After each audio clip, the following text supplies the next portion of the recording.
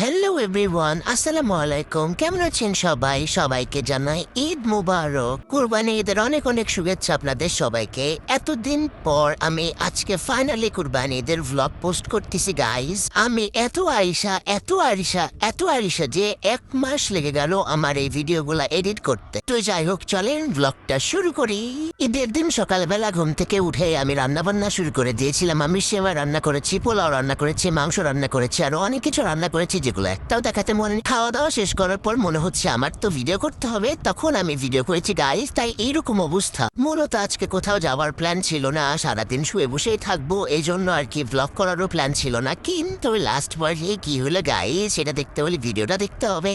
খাওয়া দাওয়া শেষ করে আরে শালা জামাই দিছে সেই রকম একটা ঘুম। আমি এই সুযোগে আমার স্পেশাল ফেস প্যাক তার মুখে লাগিয়ে দিয়েছি গাইস। যদি সে দেখে ভিডিও আমি পোস্ট করেছি, আমার এক গুতাই কুতাই কেলাইবো গাইস। তো যাই হোক, ঘুম থেকে উঠে সে অনেক খুশি হয়ে গিয়েছে নিজের রূপটা দেখে। তো যাই হোক, খুশি হয়ে আমাকে বলছে তাইলে চলো তোমাকে নিয়ে ঘুরতে যাই। আমিও দেরি না করে পটাশ করে রেডি হয়ে চটপট বেরিয়ে পড়েছি গাইস। আমি একদম দেরি করিনি। আমার জামাইয়ের যে মুড, আল্লাহ রে আল্লাহ, আমি আর কিছু বলুম না। ওর যে পরিমাণে মুড সুইং হয়, ওর কাছে আমি ফেল গাইস।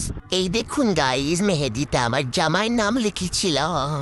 তো আমরা যে বের হয়েছি, কোথায় যাব কি করব নিজেরাও জানি না। বাইকটা স্টার্ট দিয়ে যেতেই আছি তো যেতেই আছি। রাস্তা দিয়ে ঘুরতেই ভাল লাগছিল, কারণ রাস্তাগুলো এত সুন্দর। পরে ভাবলাম রাস্তায় দাঁড়িয়ে কয়টা ছবি ভিডিও করা যাক না। ঈদে বের হয়েছি, কয়টা ছবি ভিডিও না করলে কি হয়।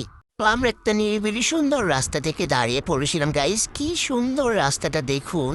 আর সাথে যদি থাকে আবার যাবার মতো এত সুন্দর একটা ক্যামেরাম্যান, তাহলে তো কোনো কথাই নেই, শুধু ছবি হবে আর ভিডিও হবে, ছবি হবে আর ভিডিও হবে। কিন্তু মাঝখান দিয়ে এই সাইকেলগুলা ডিস্টার্ব।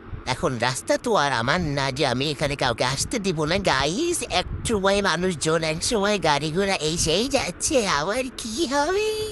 যত যাই হয়ে যাক, ভিডিও করা অফ করা যাবে না। আর এখানে আমি আমার জামাইটাও নিয়ে নিয়েছি। এই যে আমার জামাই, সবাই হাততালি দাও। এখানে আমি তার সাথে একটা রোমান্টিক ভিডিও করতে চাইছিলাম, আর দেখুন সে তার ভুঁড়িটা এগিয়ে দিয়েছে গাই। তারপর আমরা আবার চেষ্টা করলাম, কিন্তু ওই যে বাইক পিছনে নষ্ট তো একটা ভিডিও করেই দিল। এখানে দেখুন সে কিভাবে কি করছে, আমি তো মরে যাচ্ছি গাইজ। ওকে শিখাতে কবে শিখবে বেটা। পরে বললাম থাক, ওটা আর করবোই না, এবার চলো হাঁটছি। দেখেন তার মুখে হাত, সেই দিক তাকাচ্ছে ওই দিক তাকাচ্ছে।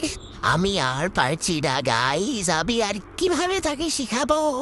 কিন্তু একা ডাউন করতে কি আর ভাল লাগে বেশিক্ষণ। পরে আবার জমলকে নিয়ে নিয়েছি গাইজ। কিন্তু এখানে সে আমার হাতটা ধরে কি করলো, আমাকে রাউন্ড ঘুরাচ্ছে গাইজ। আবার এমনি মাথায় ঘুরছে, আরো আমাকে ঘুরাই দিল। আমি কি করবো। তারপর আমার আর ভাল লাগছিল না, আমি বললাম আমি আর ছবি ভিডিও করবো না, তুমি চলো এখান থেকে। পরে এখান থেকে চলে আসার আগে সে বলছে তাকে একটা ভিডিও করে দিতে। আই এম তো টোটালি অবাক যে এতক্ষণ যার শেখাচ্ছিলাম সে নিজে ভিডিও করছে। সে বাইক রাইড করছে, সেটা তাকে একটা ভিডিও করে দিয়েছি আমি, করে এটা এডিট করে পোস্ট করে দিয়েছি আমি। সবকিছুই আমি করে দিই। আসলে এমন জামাই আমাকে চালাতে চলতেই পারে না গাইস। এখানে অনেকক্ষণ থাকার পর আমাদের মনে হলো আমাদের অন্য কোথাও যাওয়া উচিত ছবি তোলার জন্য। তো আমরা টাস করে ওখান থেকে চলে আসলাম গাইস। আসলে এরকম রাস্তা দিয়ে যারা জার্নি করে তারাই জানে রাস্তাগুলো কত বেশি সুন্দর। মহেশপুর, খালিশপুর, জীবননগর, চুয়াডাঙ্গা এই সাইডে যারা থাকে বা যারা ঘোরাফেরা করে তারা জানে যে আসলে রাস্তাগুলো কত সুন্দর। আপনারাও চাইলে এদিকে ঘুরতে এসে দেখতে পারেন, রাস্তাগুলো অনেক বেশি সুন্দর। স্পেসিফিক কোনো জায়গার প্রয়োজন হয় না এই রাস্তায় ঘুরলে। আপনাদের তো বলাই হয়নি, ফার্স্টে আমরা জীবননগরের ওইদিকে গিয়েছিলাম রোডে, আর এবার আমরা যাচ্ছি খালিশপুরের মহেশপুরের বিখ্যাত বিজিবি ক্যাম্পে। তো এটা আমরা চলেও এসেছি ইতিমধ্যে বিজেপি ক্যাম্পে। এখান থেকে ফার্স্টে আমাদের টিকিট নিয়ে নিতে হবে। তো আমরা এখানের থেকে টিকিট নিয়ে নিয়েছিলাম। টিকিটের মূল্য ছিল 30 টাকা। এটার নাম হচ্ছে ফ্যামিলি পার্ক দেওয়া, বাট বিজেপি ক্যাম্প বললেই সবাই চিনে। তো আমরা অলরেডি এখানে প্রবেশ করে ফেলেছি। আমার বাসা থেকে মাত্র 5 থেকে 10 মিনিট লাগে এখানে যাইতে। খুবই সুন্দর জায়গাটা। তো এখানে এসে প্রথমে আমার বন্ধুর সাথে আমার দেখা হয়ে গেল। আমার পেগা বন্ধু, কত কিউট আমার বন্ধু, একদম আমার জামাইয়ের মতো গাইস। তো জামাইকে জোর করে করে আমার বন্ধুর কাছে পাঠিয়ে দিলাম। এখানে আমরা অনেকক্ষণ হাসাহাসি করলাম, এরপরে সামনের দিকে চলে গিয়েছিলাম আরো ছবি তোলার জন্য, ভিডিও করার জন্য।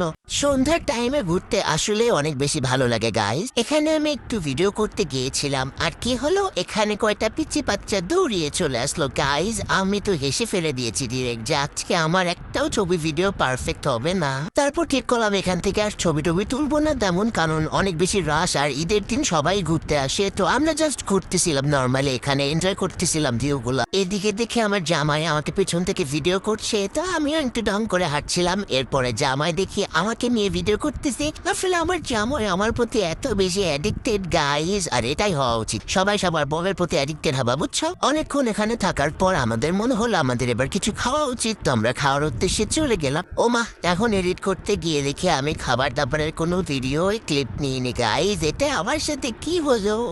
আজকের ভ্লগটা এত বেশি ইন্টারেস্টিং, মানে এত বরবাদ ভাঙাচুরা ভ্লগ, আজকে কি বলবো আমি আপনাদেরকে। যাই হোক, খাবার দাবারের ভিডিও না দেখাইতে পারি, এখানে এসে একটা আইসক্রিম কিনেছিলাম, এটাই আপনারা দেখুন গাইজ। থাক, মন খারাপ করেন না, দেখাতে পারেনি তো কি হয়েছে, বলতে তো পারবো। আমরা বিরিয়ানি খেয়েছি, ফুচকা খেয়েছি, লাচ্ছি খেয়েছি, চটপটি খেয়েছি, আর কোল্ড কফি খেয়েছি গাইজ। বেশি কিছু খাইনি গাইজ, আমি আবার বেশি খেতে পারি না একদমই। যাই হোক, তারপরে আমরা বাসায় আসার উদ্দেশ্যে রওনা হয়ে গেল। আর এই তো বাসায় এসে আমার ভন্ডামিও শুরু হয়ে গেল গাইজ।